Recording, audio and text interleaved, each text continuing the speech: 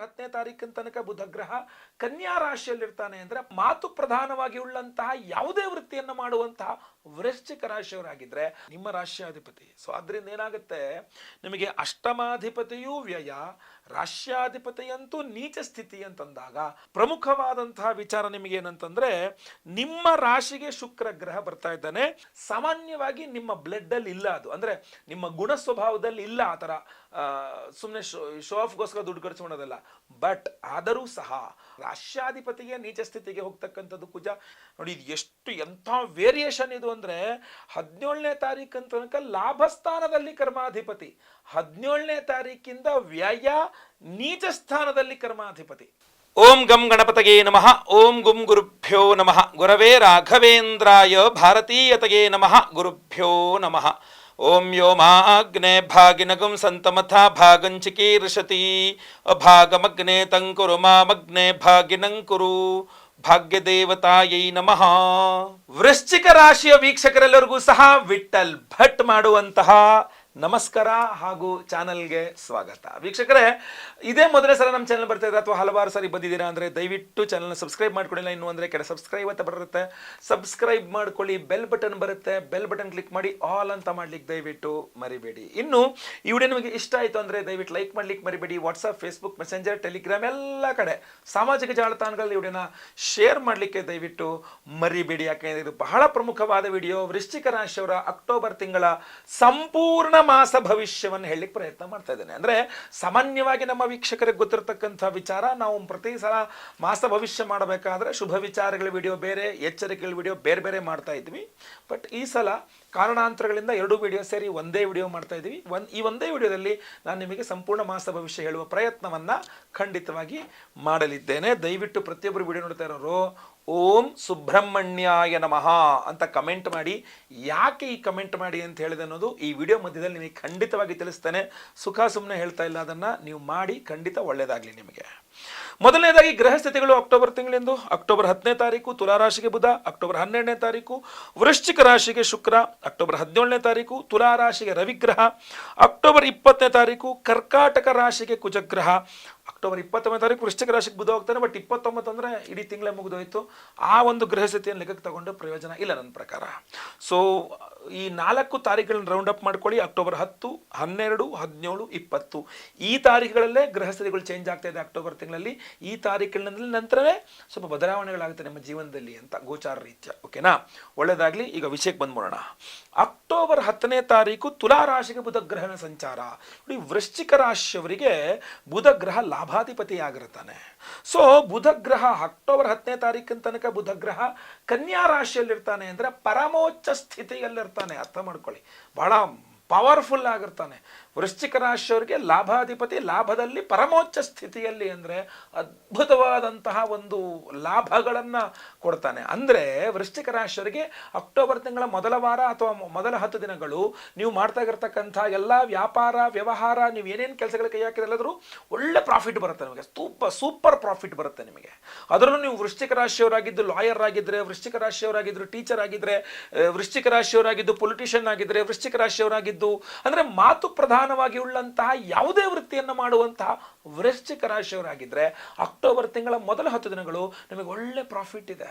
ನೀವು ವೃಶ್ಚಿಕ ರಾಶಿಯ business men ಆಗಿರಲಿ, ಅಕ್ಟೋಬರ್ ತಿಂಗಳ ಮೊದಲ 10 ದಿನಗಳು ನಿಮಗೆ ಒಳ್ಳೆ ಪ್ರಾಫಿಟ್ ಇದೆ. ಆದರೆ 10ನೇ ತಾರೀಕಿನ ನಂತರ ಬುಧ 12ನೇ ಮನೆ ಲಾಸ್ ಮನೆಗೆ ಬರ್ತಾನೆ. 12ನೇ ಮನೆಗೆ ಬರ್ತಾನೆ ಬುಧ. 12ನೇ ಮನೆಗೆ ಬುಧ ಬಂದ ಅಂದ್ರೆ ಲಾಸ್ ಮನೆಗೆ ಬುಧ ಬಂದ ಅಂತ ಅರ್ಥ. ಲಾಭಾಧಿಪತಿ ನಷ್ಟಕ್ಕೆ ಬಂದ, ಅಷ್ಟಮಾಧಿಪತಿ ವ್ಯಯಕ್ಕೆ ಬಂದ. ಅಲ್ಲಿಗೆ ಅಕ್ಟೋಬರ್ 11ನೇ ತಾರೀಕಿಂದ ಆಚೆಗೆ ನಿಮಗೆ ನಷ್ಟ ಪ್ರಾರಂಭವಾಗುತ್ತೆ ಅಂತ ಅರ್ಥ. ಸೊ ನೀವು 11ನೇ ತಾರೀಕಿನ ನಂತರ ನೀವು ಶೇರ್ ಮಾರ್ಕೆಟಲ್ಲಿ ಇನ್ವೆಸ್ಟ್ ಮಾಡುವಂಥದ್ದು ಬಿಡಬೇಕು. ಇಂಟ್ರಾಡೇ ಇತ್ಯಾದಿಗಳು ಮಾಡ್ತಕ್ಕಂಥವ್ರು ಬಹಳ ಎಚ್ಚರ. ನಿಫ್ಟಿ ಅಂತ ಎಲ್ಲ ಗೇಮ್ಸ್ ಆಡ್ತಿರಲ್ಲ, ಬಹಳ ಡೇಂಜರಸ್ ಆಗಿಬಿಡುತ್ತೆ ಲಾಭಾಧಿಪತಿ ವ್ಯಯದಲ್ಲಿರೋದ್ರಿಂದ. ಆಮೇಲೆ ಇಷ್ಟು ದಿನಗಳ ಕಥೆನೇ ಒಂದು, ನಂತರದ ಕಥೆನೇ ಒಂದು ಆಗ್ಬಿಡುತ್ತದು. ಆದ್ದರಿಂದ ಆಮೇಲೆ ಈ ಬಿಸ್ನೆಸ್ ಮಾಡ್ತಕ್ಕಂಥವ್ರು ಬಿಸ್ನೆಸ್ ಮಾಡಬೇಡಿ ಅಂತ ಹೇಳೋಕ್ಕಾಗಲ್ವಲ್ಲ, ಮಾಡಲೇಬೇಕು. ಬಟ್ ತೀರಾ ದೊಡ್ಡದಾಗಿ ಇನ್ವೆಸ್ಟ್ಮೆಂಟ್ ಮಾಡ್ತಕ್ಕಂಥದ್ದು, ದೊಡ್ಡ ಫಲಿತಾಂಶವನ್ನು ನೋಡ್ತಕ್ಕಂಥದ್ದು, ಒಳ್ಳೆ ಲಾಭ ಬಂದ್ಬಿಡುತ್ತೆ ಅಂತ ಅಪೇಕ್ಷೆ ಪಡ್ತಕ್ಕಂಥದ್ದು ತಪ್ಪು. ಲಾಸ್ ಆದರೂ ಕೂಡ ನಿಮಗೆ ಏನು ಸಮಸ್ಯೆ ಆಗಬಾರ್ದು. ಆ ಪ್ರಮಾಣದಲ್ಲಿ ಮಾತ್ರ ನೀವು ಬಿಸ್ನೆಸ್ ವ್ಯವಹಾರ ಮಾಡ್ಕೊಳ್ತಾ ಇರಿ, ಎಚ್ಚರಿಕೆಯಿಂದ ಮಾಡ್ತಾ ಇರಿ. ಲಾಭದ ಆಸೆಗೆ ಸಾಲ ಕೊಟ್ಬಿಟ್ಬೇಡಿ ಗ್ರಾಹಕರಿಗೆ. ನಿಮ್ಮ ದುಡ್ಡು ತಗೊಂಡು ನೀವು ಬಿಸ್ನೆಸ್ ಮಾಡಿ, ಬೇಕಾದ್ರೆ ಡಿಸ್ಕೌಂಟ್ಸ್ ಕೊಟ್ಕೊಳ್ಳಿ. ನಿಮ್ಮ ಲಾಭ ನಷ್ಟ ಇಲ್ಲದಂತೆ ನಿಮ್ಗೆ ಏನಾಗುತ್ತೋ ಯಾವುದಾಗುತ್ತೋ ನೋಡ್ಕೊಂಡು ಅದನ್ನು ಮಾಡಿ, ಒಳ್ಳೆಯದಾಗಲಿ. ಇನ್ನು ಅದೇ ಬುಧ ಅಷ್ಟಮಾಧಿಪತಿಯೂ ಆಗಿರ್ತಾನೆ. ಆದ್ದರಿಂದ ನೀವು ಆರೋಗ್ಯದ ಬಗ್ಗೆ ಬಹಳ ಗಮನ ಹರಿಸಬೇಕು. ಕೇವಲ ಬುಧ ಅಷ್ಟೇ ಅಲ್ಲ, ರಾಶ್ಯಾಧಿಪತಿಯಾದಂತಹ ಕುಜನೂ ಅಷ್ಟೇ. ಅಕ್ಟೋಬರ್ 20ನೇ ತಾರೀಕು ಕರ್ಕಾಟಕ ರಾಶಿಗೆ ಪರಮನೀಚ ಸ್ಥಿತಿಗೆ ಹೋಗ್ತಾ ಇದ್ದಾನೆ. ತಿಂಗಳಾನ್ಗಟ್ಲೆ ಅಲ್ಲೇ ಇರ್ತಾನೆ ನೀಚ ಸ್ಥಿತಿಯಲ್ಲಿ, ನಿಮ್ಮ ರಾಶ್ಯಾಧಿಪತಿ. ಸೊ ಅದರಿಂದ ಏನಾಗುತ್ತೆ, ನಿಮಗೆ ಅಷ್ಟಮಾಧಿಪತಿಯೂ ವ್ಯಯ, ರಾಶ್ಯಾಧಿಪತಿಯಂತೂ ನೀಚ ಸ್ಥಿತಿ ಅಂತಂದಾಗ ಆರೋಗ್ಯದ ಬಗ್ಗೆ ವೃಶ್ಚಿಕ ರಾಶಿಯವರು ಇಡೀ ಅಕ್ಟೋಬರ್ ತಿಂಗಳು ಬಹಳ ಕೇರ್ಫುಲ್ ಆಗಿರಬೇಕು. ಹೊರಗಡೆ ಏನಾದ್ರು ತಿಂತೀರ, ಅಭ್ಯಾಸ ತುಂಬ ಇದೆ ಹೊರಗಡೆ ತಿನ್ನೋದು ಅಂತಾದರೆ ತಕ್ಷಣ ಅದನ್ನು ಸ್ಟಾಪ್ ಮಾಡಿ. ಸಾಮಾನ್ಯವಾಗಿ ವೃಶ್ಚಿಕ ರಾಶಿಯವರಿಗಂತ ಅಭ್ಯಾಸಗಳಿರಲ್ಲ, ಇದ್ರೂ ಬಹಳ ಅಪರೂಪದಲ್ಲಿರುತ್ತೆ. ತಿಂಗಳಿಗೆ 1 ಸಲ 2 ಸಲ ಅಷ್ಟೇ, ಏನು ರೆಗ್ಯುಲರ್ ಆಗಲ್ಲ ನೀವು ತಿನ್ನಲ್ಲ. ಬಟ್ ಆದರೂ ಸಹ ಹೇಳ್ತಾ ಇದ್ದೀನಿ, ಅದನ್ನು ಕೂಡ ಅವಾಯ್ಡ್ ಮಾಡಲಿಕ್ಕೆ ಪ್ರಯತ್ನ ಮಾಡಿ. ಆದಷ್ಟು ಹೋಮ್ ಫುಡ್, ಮನೆಯಲ್ಲಿ ಏನು ಮಾಡಿರ್ತಾರೋ ಅದನ್ನು ಮಾತ್ರ ತಿನ್ನಿ, ಬೇರೆ ಏನು ತಿನ್ನೋಕೆ ಹೋಗಬೇಡಿ. ನೀರು ಅಷ್ಟೇ ಮನೆಯಿಂದ ತೆಗೆದುಕೊಂಡು ಹೋಗಿ ನೀರನ್ನು ಕುಡೀರಿ. ಎಲ್ಲಂದ್ರೂ ಅದು ನೀರು ಕುಡಿಯೋಕ್ಕೆ ಹೋಗಬೇಡಿ. ಬಹಳ ಆಹಾರ ಕ್ರಮದಲ್ಲಿ ಎಚ್ಚರ. ವ್ಯಾಯಾಮ ಇತ್ಯಾದಿಗಳನ್ನ, ಮೆಡಿಟೇಷನ್ ಇತ್ಯಾದಿಗಳನ್ನ ಶುರು ಮಾಡ್ಕೊಂಬಿಡಿ. ಧ್ಯಾನ, ವ್ಯಾಯಾಮ ತುಂಬ ಶುರು ಮಾಡ್ಕೊಂಬಿಡಿ. ಆರೋಗ್ಯದ ಬಗ್ಗೆ ಹೆಚ್ಚಿನ ಗಮನ ಕೊಡಿ. ಯಾವುದೇ ಚಿಕ್ಕ ಪುಟ್ಟ ಆರೋಗ್ಯ ಬಾಧೆಗಳಾಗಬಹುದು ಅಂತ ಅನ್ಸಿದ್ರು ಸಹ ಸೂಕ್ತ ವೈದ್ಯ ದರ್ಶನ, ವೈದ್ಯರನ್ನು ಹೋಗಿ ಭೇಟಿ ಮಾಡಿ ಅವರಿಂದ ಸಲಹೆ ಸೂಚನೆಗಳು ತಗೊಂಡು ಔಷಧೋಪಚಾರಗಳು ಮಾಡ್ಕೊಂಡು ಸಿದ್ಧರಾಗ್ಬಿಡಿ.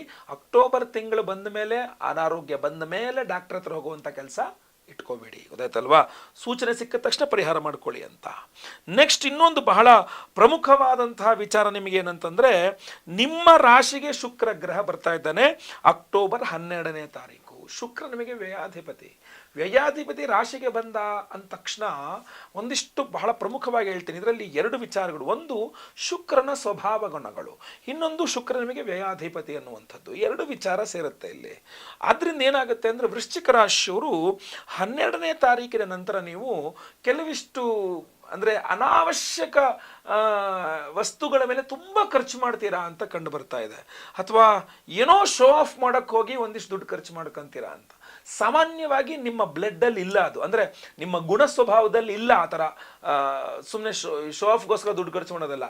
ಬಟ್ ಆದರೂ ಸಹ 12ನೇ ತಾರೀಕಿನ ನಂತರ ಶುಕ್ರ ನಿಮ್ಮ ರಾಶಿಗೆ ಬಂದ ತಕ್ಷಣ ನೀವು ಕಾಸ್ಟ್ಲಿ ಪರ್ಫ್ಯೂಮು, ಕಾಸ್ಟ್ಲಿ ಎಂಥದ್ದು dresses, costly shoes, costly makeup, costly ಎಲ್ಲ ಕಾಸ್ಟ್ಲಿ ಬಟ್ಟೆ, ಕಾಸ್ಟ್ಲಿ ಆಭರಣಗಳು ಎಲ್ಲ ತಗೊಳಕ್ಕೆ ಶುರು ಮಾಡಿಬಿಡ್ತೀರಾ. ಅಂದರೆ ಅದು ಒಂದ್ಸಲ ಚಂದ, ಬಟ್ ಅದನ್ನು ವಾಪಸ್ ರೀಸೇಲ್ ಮಾಡ್ತೀನಿ ಅಂದರೆ ಅದಕ್ಕೇನು ವ್ಯಾಲ್ಯೂ ಇರಲ್ಲ, ತಗೊಂಡಷ್ಟೇ ವ್ಯಾಲ್ಯೂ. ಸೊ ಇದೇನು ಮಾಡುತ್ತೆ, ನಿಮಗೆ ನಷ್ಟವನ್ನು, ಯಾಕೆಂದರೆ ವ್ಯಯಾಧಿಪತಿಯವನು ನಷ್ಟವನ್ನು ಉಂಟು ಮಾಡುತ್ತೆ. ಆದರೆ ಪ್ಲಸ್ ಪಾಯಿಂಟ್ ಕಡೆ ನೋಡೋಕೆ ಹೋದರೆ, ನಿಮ್ಮ ರಾಶಿಗೆ ಶುಕ್ರ ಬಂದ, ಸಪ್ತಮಕ್ಕೆ ಶುಕ್ರನ ಪೂರ್ಣ ದೃಷ್ಟಿ, ಸಪ್ತಮಾಧಿಪತಿಯೇ ಶುಕ್ರ ಅಂದಾಗ ಪ್ರತಿಯೊಬ್ಬರು ನಿಮ್ಮ ಸುತ್ತಮುತ್ತಲಿರೋ ಪ್ರತಿಯೊಬ್ಬರನ್ನು ನೀವು ಆಕರ್ಷಿಸ್ತೀರಾ. ತುಂಬ ನಿಮ್ಮ ಮುಖದ ಮೇಲೆ ಒಳ್ಳೆ ತೇಜಸ್ಸು ಬಂದ್ಬಿಡ್ತಂದರೆ ಆಕರ್ಷಣೀಯವಾಗಿರುತ್ತೆ. ಕೃಷ್ಣ ಅನ್ನುವ ಹೆಸರಿದೆಯಲ್ಲ, ಭಗವಂತ ಕೃಷ್ಣ ಪರಮಾತ್ಮ ಗೊತ್ತಲ್ವಾ? ಕೃಷ್ಣನನ್ನು ಕಪ್ಪು ಅಂತ ಹೇಳ್ತಾರಲ್ವಾ, ಹೌದಲ್ವಾ? ಸೊ ಕಪ್ಪು ನಮ್ಗೆ ಯಾರ್ದು ನಮ್ಮನ್ನು ಸೆಳೆಯಲ್ವಲ್ಲ ಕಪ್ಪು ಅಂದರೆ? ಇಲ್ಲ, ಕೃಷ್ಣನ ಸೆಳೆಯುತ್ತಲ್ವಾ? ಕರ್ಷತಿ ಆಕರ್ಷತಿ ಇತಿ ಕೃಷ್ಣ, ರಮಯತೆ ಇತಿ ರಾಮ, ಕರ್ಷತಿ ಆಕರ್ಷತಿ ಇತಿ ಕೃಷ್ಣ ಅಂತ ಹೇಳ್ತಾರೆ. ಅಂದರೆ ಎಲ್ಲರನ್ನೂ ತನ್ನ ಹತ್ರ ಸೆಳೀತಾನಂತೆ. ಪುಂಸಾಂ ಮೋಹನ ರೂಪಾಯ ಅಂತ, ಗಂಡು ಮಕ್ಕಳು ಕೂಡ ಆಕರ್ಷಿತರಾಗ್ಬಿಡ್ತಾರೆ ಅಂತ. ಸೊ ಈ ರಾಮಕೃಷ್ಣ ಆ ಥರ, ಆ ಕೃಷ್ಣ ಪರಮಾತ್ಮ ಹೇಗೆಲ್ಲರನ್ನೂ ಸೆಳೀತಾನಲ್ಲ ಕಪ್ಪಿದ್ರೂ ಸಹ, ಅದೇ ಥರ ವೃಶ್ಚಿಕ ರಾಶಿಯಲ್ಲಿ ನೀವು ಕಪ್ಪಿರಬೇಕು ಅಂತಿಲ್ಲ. ಬೆಳ್ಳಿಗೆ ಇರಲಿ, ಕಪ್ಪಿಗೆ ಇರಲಿ, ಕೆಂಪಿಗೆ ಇರಲಿ, ಹೆಂಗೆ ಇರಲಿ, ನೀವು ವೃಶ್ಚಿಕ ರಾಶಿಯವರು ಎಲ್ಲರೂ ಸಹ ನಿಮ್ಮ ಹತ್ತ ಸೆಳೀತೀರಾ. 12ನೇ ತಾರೀಕಿನ ನಂತರ ನಿಮ್ಮ ಅಂದ ಚಂದಗಳಿಂದ ಎಲ್ಲ ನಿಮ್ಮ ಹತ್ರ ಆಕರ್ಷಿತರಾಗ್ತಾರೆ. ಅದಕ್ಕೆ ತಕ್ಕಂತೆ ನೀವು ಒಳ್ಳೆ ಕಾಸ್ಟ್ಲಿ ಬಟ್ಟೆಗಳು, ಕಾಸ್ಟ್ಲಿ ಮೇಕಪ್ ಎಲ್ಲ ಸಾಮಾನ್ಯವಾಗಿ ನೀವು ಅದಕ್ಕೆ ತಾನ ಅಂದರೆ ತಂದಾನ ಅನ್ನೋ ಥರ ನಿಮ್ಮದು ಸೆಟಪ್ ಹಂಗೆ ಇರುತ್ತೆ. ಸಂತೋಷ, ಮನುಷ್ಯ at the end of the day ಮನುಷ್ಯ ಖುಷಿಯಾಗಿರಬೇಕು, ಹ್ಯಾಪಿಯಾಗಿ ಖುಷಿಯಾಗಿರಬೇಕು, ಸಂತೋಷ. ಆದರೆ ಅದನ್ನು ಪಡೀಲಿಕ್ಕೆ ಅಟ್ ವಾಟ್ ಕಾಸ್ಟ್, ಯಾವ ಅಂದರೆ ಎಷ್ಟು ಖರ್ಚು ಮಾಡ್ತಾ ಇದ್ರೆ ಅದಕ್ಕೆ, ಆ ದುಡ್ಡು ಏನಿದೆಯಲ್ಲ ಅದು ನಿಮಗೆ ಎಷ್ಟು ಪ್ರಾಮುಖ್ಯವಾಗಿಬಿಡ್ಬೋದು ಮುಂದೆ. ಅಯ್ಯೋ, ನಾನು ಏನೋ ಅಕ್ಟೋಬರ್ 1ನೇ ವಾರದಲ್ಲಿ ಮಾಡಿದ ಖರ್ಚಿನ ದುಡ್ಡನ್ನ ಹಾಗೆ ಇಟ್ಕೊಂಡಿದ್ರೆ ಈ ಕೊನೆ ವಾರದಲ್ಲಿ ನನಗೆ ಏನಕ್ಕಾರೋ ಖರ್ಚಿಗೆ ಕೆಲಸಕ್ಕೆ ಬರ್ತಿತ್ತದು ಅನ್ನೋ ರೀತಿಯಲ್ಲೋ ಅದಾಗಬಾರದು ಅನ್ನುವಂಥ ಉದ್ದೇಶ. ಆಮೇಲೆ ಬಹಳ ಇನ್ನೂ ಒಂದು ಇಂಪಾರ್ಟೆಂಟ್ ವಿಚಾರ ಹೇಳ್ಬೇಕು. ನೀವು ಹೊಸದಾಗಿ ಸಡನ್ನಾಗಿ ಮೇಕಪ್ಗಳು, ಸಡನ್ನಾಗಿ ಏನೇನೋ ಕ್ರೀಮ್ಗಳು, ಸಡನ್ನಾಗಿ ಏನೇನೋ ಮಾಡೋಕತ್ಬಿಡ್ತೀರಾ ನೀವು. ಅದಕ್ಕೋಸ್ಕರ ಅದರಿಂದ ಏನಾಗುತ್ತೆ ಗೊತ್ತಾ, ಅಕ್ಟೋಬರ್ 20ನೇ ತಾರೀಕಿನ ನಂತರ ಕುಜ ನೀಚ ಸ್ಥಿತಿಗೆ ಹೋಗೋದ್ರಿಂದ ರಿಯಾಕ್ಷನ್ಗಳಾಗೋದು. ಯಾವುದೋ ಕ್ರೀಮ್ ಹಚ್ಕೊಂಬಿಟ್ರಿ, ಅಲ್ಲಿ ಕರೆ ಆಗೋಯ್ತು, ಮುಖ ಸುಟ್ಟೋಯ್ತು, ಮತ್ತೊಂದೇನೋ ಆಗೋಯ್ತು, ಚರ್ಮದ ಮೇಲೆ ರಿಯಾಕ್ಷನ್ ಆಗೋಯ್ತು, ಇಂಥದ್ದೆಲ್ಲ ಸ್ಟಾರ್ಟ್ ಆಗುತ್ತೆ. ಸೊ ಅದರಿಂದಾಗಿ ಹೊಸ ಹೊಸ ಪ್ರಯೋಗಗಳು ಮಾಡೋಕ್ಕೆ ಹೋಗ್ಬೇಡಿ, ಅಭ್ಯಾಸ ಇಲ್ದಿರೋದು. ಹೆಣ್ಣು ಮಕ್ಕಳಿಗಂತೂ ವಿಶೇಷ ಮುತುವರ್ಜಿಯಿಂದ ಹೇಳ್ತಾ ಇದ್ದೇನೆ. ಯಾವುದೋ ಕ್ರೀಮ್ ಸಿಕ್ತು ಅಂತ ಮುಖಕ್ಕೆಲ್ಲ ಬೆಳ್ಕೊಂಡೆಲ್ಲ ಫುಲ್ ಕರೆ ಆಗೋಯ್ತು ಮುಖ ಅಂದ್ರೆ ಆಮೇಲೆ ಸರಿ ಮಾಡ್ಕೊಳಕ್ಕೂ ಆಗಲ್ಲ, ಗೊತ್ತಾಯ್ತಲ್ವಾ? ಸೊ ದಯವಿಟ್ಟು ಇಲ್ಲ ಸಲ್ಲದ ಹೊಸ ಪ್ರಯೋಗಗಳನ್ನು ಮಾಡೋಕ್ಕೆ ಹೋಗಬೇಡಿ. ಹೆಂಗಿದ್ರು ಹಾಗೆ ಬಹಳ ಚಂದ, ಭಗವಂತ ಎಲ್ಲರೂ ಚಂದವಾಗಿ ಇಟ್ಟಿರ್ತಕ್ಕಂಥದ್ದು. ನೋಡುವ ಕಣ್ಣುಗಳು ಬೇಕಷ್ಟೇ. ನಮ್ಮನ್ನ ಆ ದೃಷ್ಟಿಯಿಂದ, ಚಂದ ದೃಷ್ಟಿಯಿಂದ ನೋಡುವ ಕಣ್ಣುಗಳು ಬೇಕು. ನಾವು ಚಂದವೇ ಇದ್ದೀವಿ, ಎಲ್ಲರೂ ಚಂದವಾಗಿದ್ದಾರೆ, ಆಯ್ತಾ? ನೆಕ್ಸ್ಟ್ ಇಲ್ಲಿ ಅಂದ್ರೆ ಎಚ್ಚರಿಕೆ ಕೊಡಬೇಕು ಅನ್ನೋ ಉದ್ದೇಶನ ಕೊಟ್ಟೆ. ಆಮೇಲೆ ರಾಷ್ಟ್ರಾಧಿಪತಿಗೆ ನೀಚ ಸ್ಥಿತಿಗೆ ಹೋಗ್ತಕ್ಕಂಥದ್ದು ಕುಜ 20ನೇ ತಾರೀಕಿನ ನಂತರ ಪೀರಿಯಡ್ಸ್ ಪ್ರಾಬ್ಲಮ್ ಶುರು ಮಾಡಿಬಿಡ್ತಾನೆ ಹೆಂಗಸರಲ್ಲಿ. ಗಂಡಸರಾಗಲಿ ಹೆಂಗಸರಾಗಲಿ BP ಶುಗರ್ ಇದ್ದವರಿಗೆ ಬ್ಲಡ್ ರಿಲೇಟೆಡ್ ಪ್ರಾಬ್ಲಮ್ಗಳನ್ನ ಶುರು ಮಾಡ್ತಾನೆ. ಬ್ಲಡ್ ಶುಗರ್ ಲೆವೆಲ್ ಅಂತಲೇ ಹೇಳ್ತೀವಿ ನಾವು ಶುಗರ್ ಇತ್ಯಾದಿಗಳಿಗೆ, ಅಥವಾ BP ಅಂದರೆ ಬ್ಲಡ್ ಪ್ರೆಷರ್, ಅದು. So low BP, high BP ಇದರ ಬ್ಲಡ್ ರಿಲೇಟೆಡ್ ಪ್ರಾಬ್ಲಮ್ಗಳು. ಮೇಲೆ ಎಲ್ಲೋದು ಚೆನ್ನಾಗಿರ್ತಕ್ಕಂಥವ್ರಿಗೆ ಏನಾಗುತ್ತೆ ಅಂದರೆ ಈ ಏನು ಗುಳ್ಳೆಗಳಾಗ್ತಕ್ಕಂಥದ್ದು, ಪಸ್ ಬರ್ತಕ್ಕಂಥದ್ದು, ಚರ್ಮದಿಂದ ಬರುತ್ತಲ್ಲ, ಒಂದು ಗುಳ್ಳೆ ಆಗಿ ಗುಳ್ಳೆ ಒಡೆದು ಪಸ್ ಬರುತ್ತಲ್ಲ ಒಳಗಡೆಯಿಂದ, ಅದು ಮುಖದ ಮೇಲೂ ಆಗುತ್ತೆ, ಬೆನ್ನ ಮೇಲೂ ಆಗುತ್ತೆ ಅಲ್ವಾ? ಸೊ ಆ ಥರ ಅಂದರೆ ರಕ್ತ ಕೆಟ್ಟಿದೆ ಅಂತ ಅರ್ಥ. ಅದರ ಮೂಲ ಅರ್ಥ ರಕ್ತ ಕೆಟ್ಟಿದೆ ಅಂತ. ಅದಕ್ಕೆ ಔಷಧೋಪಚಾರ ತಗೋಬೇಕು. ವಿರುದ್ಧ ಆಹಾರಗಳನ್ನು ತಿಂತಾ ಇದ್ದೀರಾ ನೀವು ಅಂತ ಅರ್ಥ. ಹಾಲಿನ ಜೊತೆಗೆ ಯಾವ್ದಾದ್ರು ಉಪ್ಪಿನ ಪದಾರ್ಥ ಹೊಟ್ಟೆಗೆ ಹೋದ್ರೆ ವಿರುದ್ಧ ಆಹಾರಗಳು ಹೊಟ್ಟೆಗೆ ಹೋಗಿ ಈ ಥರ ಆಗುತ್ತದೆ, ವಿಷವಾಗುತ್ತೆ ಅಂತ. ಸೊ ಆ ತರಹ ಬಹಳ ಗಮನಿಸ್ಬೇಕು ನಿಮ್ಮ ಆರೋಗ್ಯದ ಬಗ್ಗೆ. ಇಲ್ಲಿ ಇನ್ನೂ ಬಹಳ ಪ್ರಮುಖವಾದಂತಹ ಎಚ್ಚರಿಕೆ ನಿಮಗೆ ಕೊಡಬೇಕು. ಏನಪ್ಪ ಅಂತಂದರೆ, ನಿಮ್ಮ ಉದ್ಯೋಗ, ವೃಶ್ಚಿಕ ರಾಶಿಯ ನಿರುದ್ಯೋಗಿಗೆ ಉದ್ಯೋಗ ಇರಬಹುದು, ಉದ್ಯೋಗದಲ್ಲಿ ಅಭಿವೃದ್ಧಿ ಇರಬಹುದು, ಪ್ರಮೋಷನ್ ಇರಬಹುದು, ಎಲ್ಲವೂ ಸಹ ಇದೆ 17ನೇ ತಾರೀಕಿನ ತನಕ. 17ನೇ ತಾರೀಕು ನಂತರ ಮಾತ್ರ ತುಂಬ ಕೆಡದಾಗಿದೆ. 100 ಅಲ್ಲ 200% ವೃಶ್ಚಿಕ ರಾಶಿಯವರು 17ನೇ ತಾರೀಕು ನಂತರ ಕೆಲಸ ಕಳ್ಕೊಳ್ಳುವ ಸಾಧ್ಯತೆಗಳು ತೀರಾ ಜಾಸ್ತಿ ಇರುತ್ತೆ. ನೋಡಿ, ಇದು ಎಷ್ಟು ಎಂಥ ವೇರಿಯೇಷನ್ ಇದು ಅಂದರೆ, 17ನೇ ತಾರೀಕು ತನಕ ಲಾಭಸ್ಥಾನದಲ್ಲಿ ಕರ್ಮಾಧಿಪತಿ, 17ನೇ ತಾರೀಕಿಂದ ವ್ಯಯ ನೀಚ ಸ್ಥಾನದಲ್ಲಿ ಕರ್ಮಾಧಿಪತಿ ವೃಶ್ಚಿಕ ರಾಶಿಯವರಿಗೆ. ಇದು ಎಂತಹ ದೌರ್ಭಾಗ್ಯ ಅನ್ಬೋದು ಅಂದರೆ, ಈ ನಿನ್ನೆ 17ನೇ ತಾರೀಕಿಂದ ಜೈ ಜೈ ಜೈ ಜೈ ಅಂತ ಇದ್ದವ್ರು ನಿಮಗೆ 17ನೇ ತಾರೀಕಿಂದ ನಿಮ್ಮನ್ನು ತುಳಿಲಿಕ್ಕೆ ಪ್ರಯತ್ನ ಮಾಡೋದು, ನಿಮಗೆ ತೊಂದರೆ ಕೊಡೋದು, ನಿಮ್ಮನ್ನು ಕೆಲಸದಿಂದ ತೆಗೆದಾಕೋದು, ಈ ಥರ ಮಾಡಿದ್ರೆ ನಿಮಗೆ ಹೆಂಗಾಗ್ಬಿಡುತ್ತೆ ಹೇಳಿ?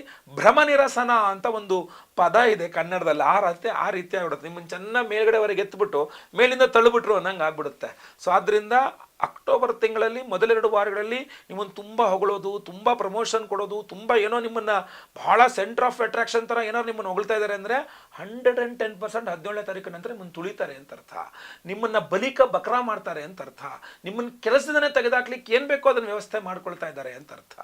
ನಿರ್ದಾಕ್ಷಿಣ್ಯವಾಗಿ ಕಂಗ್ರ್ಯಾಚುಲೇಷನ್ಸ್ ಅಂತ ಬೊಕ್ಕೆ ಕೊಡೋದು ಅವರೇನೆ, ಹಾಗೂ ನಿಮಗೆ ನಿಮ್ಮ ಕೆಲಸದಿಂದ ತೆಗೆದಾಕಿದ್ದೀವಿ ಅಥವಾ ನೋಟಿಸ್ ಕೊಡೋದನ್ನು, ಅಥವಾ ಏನೋ ಇದಕ್ಕೆ ಸ್ಪಷ್ಟನೆ ಕೊಡಿ ಅಥವಾ ನೋಟಿಸ್ ಕೊಡೋದು ಅಥವಾ ಮೇಲ್ ಹಾಕೋದನ್ನು ಅವರೇನೆ ಆಗಿರ್ತಾರೆ.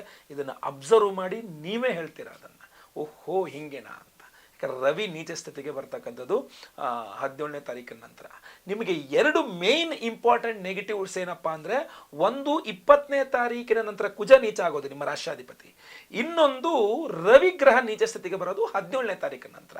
17ನೇ ನಂತರ 20ರ ನಂತರ ನೆಗೆಟಿವಿಟಿ ಸ್ವಲ್ಪ ಜಾಸ್ತಿ ಇದೆ. ಬಟ್ 17ರ ತನಕ ತುಂಬ ಚೆನ್ನಾಗಿದೆ. ಆ ಬುಧನಿಂದಾಗಿ, ರವಿಯಿಂದಾಗಿ ತುಂಬ ಚೆನ್ನಾಗಿದೆ, ಆಯಿತಾ? ಸೊ ಇದನ್ನೆಲ್ಲ ಗಮನಿಸ್ಕೊಂಡು ನೀವು ತೂಗಿಸ್ಕೊಂಡು ಹೋಗಬೇಕು. ಪ್ರತಿ ದಿವಸ ಆದಿತ್ಯ ಹೃದಯ ಸ್ತೋತ್ರವನ್ನು ಪಠನೆ ಮಾಡಿ. 17ನೇ ತಾರೀಕು ದಾಟ್ತು ಅಂದರೆ ಕೆಂಪು ವಸ್ತ್ರದಲ್ಲಿ ಗೋಧಿ ದಾನ ಮಾಡಿ. 20ನೇ ತಾರೀಕು ದಾಟ್ತು ಅಂತಂದರೆ ಕೆಂಪು ವಸ್ತ್ರದಲ್ಲಿ ತೊಗರಿಬೇಳೆ ದಾನ ಮಾಡಿ ಮಂಗಳವಾರ ದಿವಸ. ಸೊ ಇದ್ರ ಬಗ್ಗೆ ಸ್ವಲ್ಪ ಗಮನ ಹರಿಸಿ. ಕುಜಾ ಅಷ್ಟೋತ್ರ, ಸುಬ್ರಹ್ಮಣ್ಯ ಅಷ್ಟೋತ್ರ, ಆದಿತ್ಯ ಹೃದಯ ಸ್ತೋತ್ರ ಇದನ್ನೆಲ್ಲ ಪಠನೆ ಮಾಡ್ಕೊಳ್ತಾ ಇರಿ. ಬಹಳ ಎಚ್ಚರಿಕೆಯಿಂದ ಕೇರ್ಫುಲ್ ಆಗಿರಿ. ನಿಮಗೆ ಕೆಲಸ ಇಲ್ವಾ, 17ನೇ ತಾರೀಕು ಒಳಗೆ ಕೆಲಸ ಸಂಪಾದನೆ ಮಾಡ್ಕೊಂಬಿಡಿ. 17ರ ನಂತರ ಹೊಸ್ದಾಗಿ ಸಿಕ್ಕ ಕೆಲಸನೂ ಹೋಗುವಂಥ ಪರಿಸ್ಥಿತಿ ಬರ್ಬೋದು. ಆದರೂ ಸ್ವಲ್ಪ ಎಲೆಮರೆ ಕಾಯಿ ಥರ ಇದ್ದು ಎಲ್ಲೂ ಕಾಣ್ದಂಗೆ ಹೆಂಗಾರು ಮಾಡಿ 1 ತಿಂಗಳ ಕಾಲ ನಿಮ್ಮ ಕೆಲಸ ಉಳಿಸ್ಕೊಂಬಿಡಿ. ಆಮೇಲೆ ಏನೂ ತೊಂದರೆ ಆಗಲ್ಲ ನಿಮಗೆ, ಆಯ್ತಲ್ವಾ? ಪ್ರಮೋಷನ್ ಬೇಕು, ಸ್ಯಾಲ್ರಿ ಹೇಗೆ ಬೇಕು, ಟ್ರಾನ್ಸ್ಫರ್ ಬೇಕು, ಏನೇ ಬೇಕು 17ರ ಒಳಗೆ. 17ರ ನಂತರ ನೀವು ಏನೇ ಅರ್ಜಿ ಹಿಡ್ಕೊಂಡು ಹೋಗಿ ನಿಂತ್ಕೊಳ್ಳಿ ನಿಮ್ಮ ಹೈಯರ್ ಅಥಾರಿಟೀಸ್ ಮುಂದೆ, ಅದೆಲ್ಲದನ್ನೂ ಕ್ಯಾನ್ಸಲ್ ಮಾಡ್ತಾರೆ, ಹಾಗೂ ನಿಮಗೆ ಏನಾದ್ರು ಒಂದು ಶಿಕ್ಷೆ ಹಾಕ್ಲಿಕ್ಕೆ ನೋಡ್ತಾರೆ. ಭಾಳ ಕೇರ್ಫುಲ್ ಆಗಿರಿ. ಸ್ಟಾರ್ಟಿಂಗ್ ಚೆನ್ನಾಗಿದೆ, ನಂತರ ಪ್ರಾಬ್ಲಮ್ ಇದೆ.